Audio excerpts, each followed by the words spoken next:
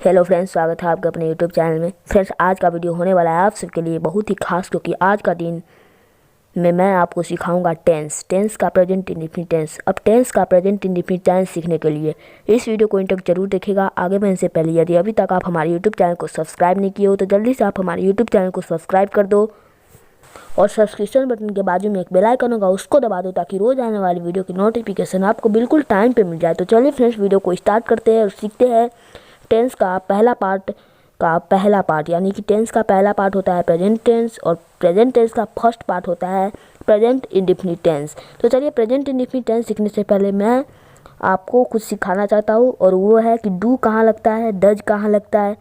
ठीक, तो चलो, डू कहाँ लगता है और डज कहाँ लगता है आप देख सकते हो स्क्रीन पे कि डू कहाँ लगता है और डज कहाँ लगता है। ठीक, मैंने चार्ट दे दिया है, डू कौन सा सब्जेक्ट के साथ लगता है और डज कौन सा सब्जेक्ट के साथ लगता है। अब चलो, नेक्स्ट है हमारा कॉन्सेप्ट कि वर्ब की फर्स्ट फॉर्म कहाँ लगता है और वर्ब की फिफ्थ फॉर्म कहाँ लगता है। तो मैंने उसके लिए भी चार्ट दे रखा है, देख लो चार्ट में क्या कह रहा है कि वर्ब की फर्स्ट फॉर्म कहाँ लगता है और वर्ब की फिफ्थ फॉर्म कहाँ लगता है। ठीक, तो आई थिंक आपको चार्ट का स्क्रीनशॉट ले ही लो और उसे देखो कि कहाँ लगता है वर्ब की फर्स्ट फॉर्म, कहाँ लगता है वर्ब की फिफ्थ फॉर्म, कहाँ लगता है डू और कहाँ लगता है डज। आई थिंक आपको क्लियर हुआ होगा। तो चलो, अब हम लोग प्रेजेंट इंडेफिनिट टेंस सीखते हैं। ये सिखाना बहुत ही ज़रूरी था क्योंकि आगे जाकर आपको इसका यूज करना होगा प्रेजेंट इंडेफिनिट टेंस में। तो चलो, प्रेजेंट इंडेफिनिट टेंस सीखते हैं। तो सबसे पहले हम लोग कैसे पहचानेंगे कि ये कोई भी दिया हुआ सेंटेंस प्रेजेंट इंडेफिनिट टेंस है। तो चलो, इसका पहचान का बहुत ही आसान तरीका है। यहाँ पे देखो, पहचान होता है, स्क्रीन पे लिखा गया है कि पहचान है जिस हिंदी वाक्य के अंत में ता है, ती है, ते है रहता है, तो उसमें हम लोग प्रेजेंट इंडेफिनिट टेंस मानते हैं। जैसे मैं खाता हूँ, तुम रोते हो, मैं सोती हूँ और प्रिया रोती है, तुम क्यों खाते हो, मैं क्या खाता हूँ।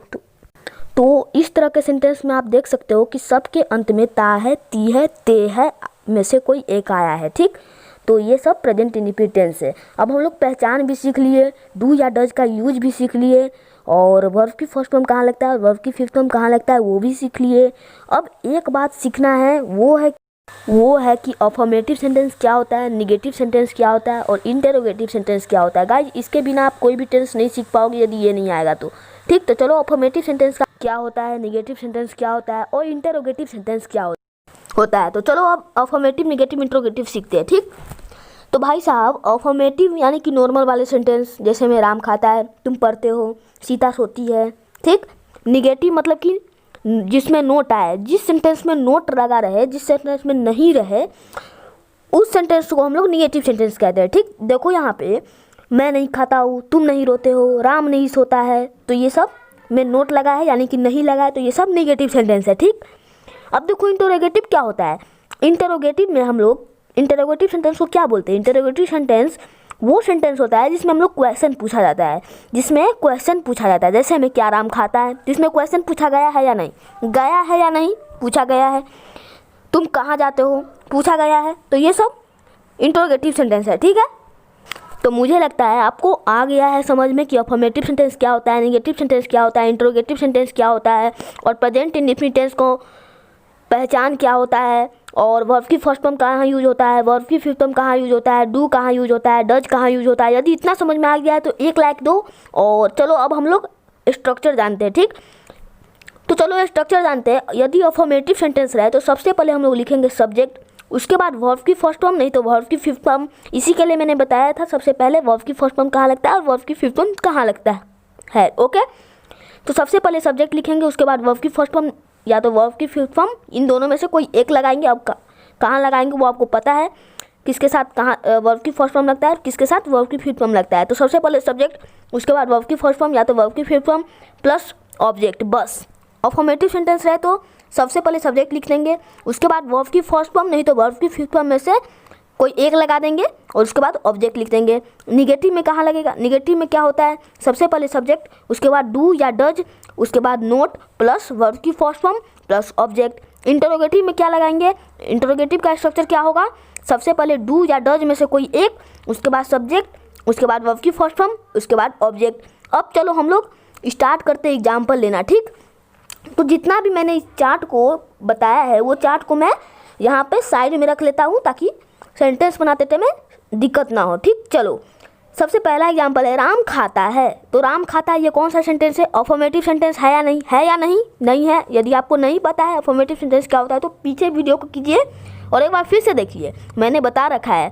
तो राम खाता है यानी कि अफर्मेटिव सेंटेंस है। और अफर्मेटिव सेंटेंस कैसे बनता है? इसके लास्ट में ता है यानी कि प्रेजेंट इंडेफिनिट टेंस है और अफर्मेटिव सेंटेंस है। और प्रेजेंट इंडेफिनिट टेंस का अफर्मेटिव सेंटेंस का स्ट्रक्चर क्या होता है? क्या होता है? सबसे पहले सब्जेक्ट। तो यहाँ पे राम खाता है में सब्जेक्ट कौन है? राम है। तो सब्जेक्ट की जगह राम लिख देंगे। उसके बाद वर्ब की फर्स्ट फॉर्म या तो वर्ब की फिफ्थ फॉर्म में से कोई एक। तो राम के साथ क्या लगता है? हमेशा वर्ब की फिफ्थ फॉर्म लगता है। राम के साथ हमेशा वर्ब की फिफ्थ फॉर्म लगता है क्योंकि वो सिंगुलर नेम है। सिंगुलर नेम के साथ वर्ब की फिफ्थ फॉर्म लगता है, वो मैंने पीछे बता दिया है, ठीक।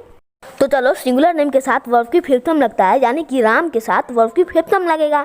और वर्ब क्या है इस सेंटेंस में? वर्ब क्या है? राम खाता है। इसमें वर्ब क्या है? खाना है। तो खाना को हम लोग ईट बोलते हैं और ईट वर्ब की फर्स्ट फॉर्म है, लेकिन उसको वर्ब की फिफ्थ फॉर्म बनाना है। तो वर्ब की फिफ्थ फॉर्म कैसे बनाएंगे? एस या ईएस जोड़ के। तो ईट में एस जोड़ेंगे तो इट्स हो जाएगा यानी कि वो वर्ब की फिफ्थ फॉर्म हो गया। तो राम ईट्स। उसके बाद क्या कह रहा है? ऑब्जेक्ट कह रहा है। तो राम ईट्स, ऑब्जेक्ट तो कुछ है नहीं। राम डायरेक्ट कहता है कि राम खाता है, इसमें कोई ऑब्जेक्ट नहीं है, इसमें सिर्फ और सिर्फ सब्जेक्ट है और वर्ब है, जिसके लिए मैंने सिर्फ और सिर्फ सब्जेक्ट लिखा, उसके बाद वर्ब लिखा। तो आई थिंक आपको क्लियर हुआ होगा। इसी नाम पे एक लाइक दबाइए और नेक्स्ट एग्जाम्पल पे नजर मारे। फ्रेंड्स नेक्स्ट एग्जाम्पल है हमारा सीता सोती है। सीता सोती है, ठीक। तो इसमें देखो सीता सोती है, तो इसमें सबसे पहले सब्जेक्ट, इसमें देखो ये सेंटेंस क्या है? ये अफर्मेटिव सेंटेंस है। और अफर्मेटिव सेंटेंस का स्ट्रक्चर क्या होता है? या तो सब्जेक्ट, सबसे पहले सब्जेक्ट, उसके बाद वर्ब की फर्स्ट फॉर्म यानी वर्ब की फिफ्थ फॉर्म में से कोई एक, उसके बाद ऑब्जेक्ट, ठीक। तो चलो यहाँ पे सीता सोती है। तो सीता सोती है में सब्जेक्ट कौन है? सीता है। तो सबसे पहले सब्जेक्ट लिखेंगे यानी कि सीता लिखेंगे, उसके बाद वर्ब की फर्स्ट फॉर्म या तो वर्ब की फिफ्थ फॉर्म में से कोई एक लिखेंगे। तो सीता सोती है इस सेंटेंस में वर्ब कौन सा है? तो वर्ब है हमारा स्लीप। तो सीता कौन सा नेम है? सिंगुलर नेम है, एक नेम है और एक नेम के साथ हमेशा वर्ब की फिफ्थ फॉर्म लगता है। तो स्लीप में हम लोग एस जोड़ देंगे तो स्लीप्स हो जाएगा। तो सीता स्लीप्स, सीता स्लीप्स। तो आई थिंक आपको क्लियर हुआ होगा। इसी नाम पे एक लाइक दबाइए और नेक्स्ट स्लाइड पे नजर मार। तो दोस्तों नेक्स्ट एग्जाम्पल है हमारा तुम नहीं खाते हो। तुम नहीं खाते हो, यहाँ पे देखो तुम नहीं खाते हो, मैंने सबसे पहले बताया था कि वर्ब की फर्स्ट फॉर्म कहाँ लगता है? वर्ब की first form I we you. तो तुम नहीं खाते हो इसमें सब्जेक्ट कौन है? यू है। यू है या नहीं? है या नहीं? तो है, यू सब्जेक्ट है और यू के साथ हमेशा वर्ब की फर्स्ट फॉर्म लगता है। तो तुम नहीं खाते हो।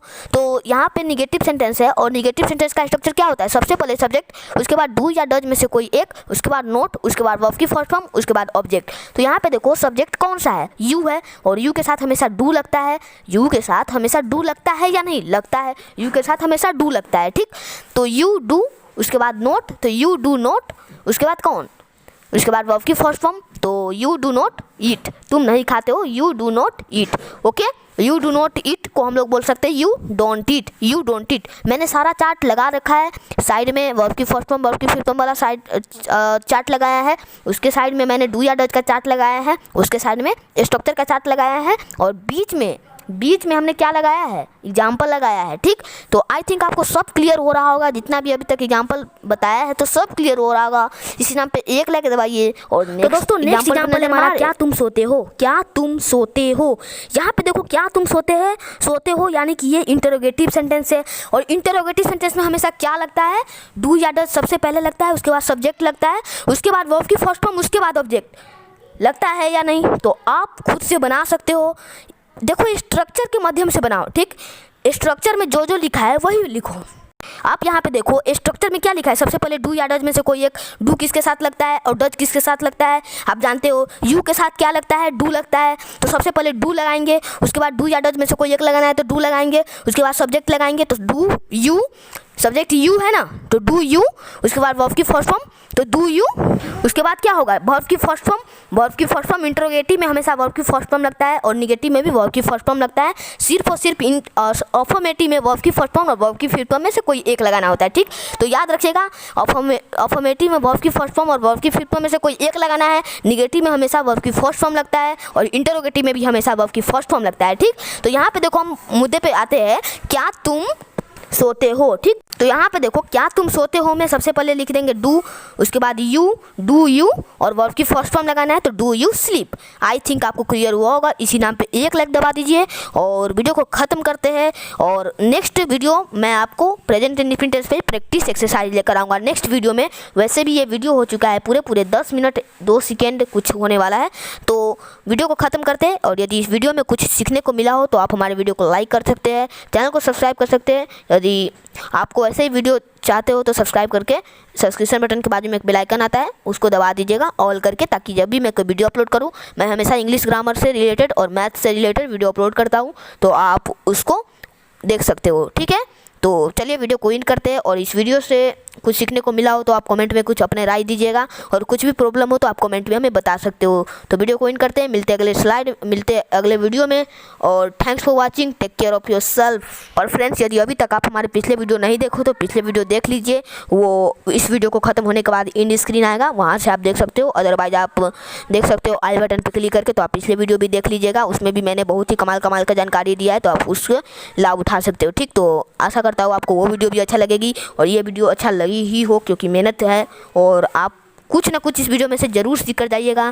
ठीक, तो मिलते हैं अगले वीडियो में, तब तक के लिए bye, take care of yourself, thanks for watching.